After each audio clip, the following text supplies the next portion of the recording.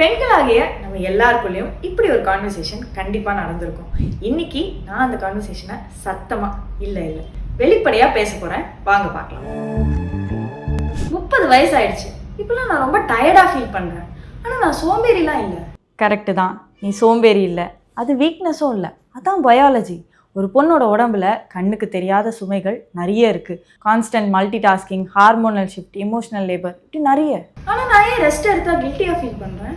அது ஏன்னா நம்ம சொசைட்டி ஸ்ட்ராங் உமன் ஓடிட்டே இருப்பாங்க, சுமையை கூட ஹாப்பியாக சுமப்பாங்க, எங்கேயும் பாஸ் பண்ண மாட்டாங்க, நிற்காமல் ஓடிட்டே இருப்பாங்க அப்படின்னு சொல்கிறாங்க. ஆனால் உன் நர்வஸ் சிஸ்டம் என்ன சொல்லுது தெரியுமா?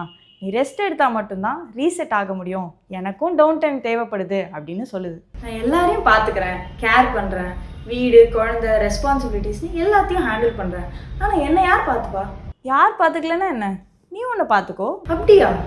அப்போ என்னை சூஸ் பண்ணுறது ஓகே தானா?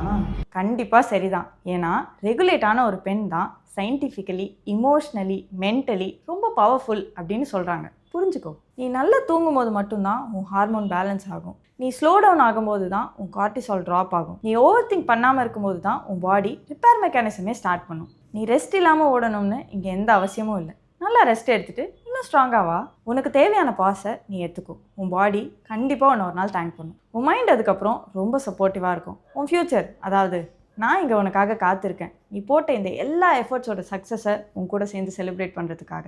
So talk to yourself, choose yourself and show up for yourself. Okay, நான் புரிஞ்சுக்கிட்டேன். நீங்கள்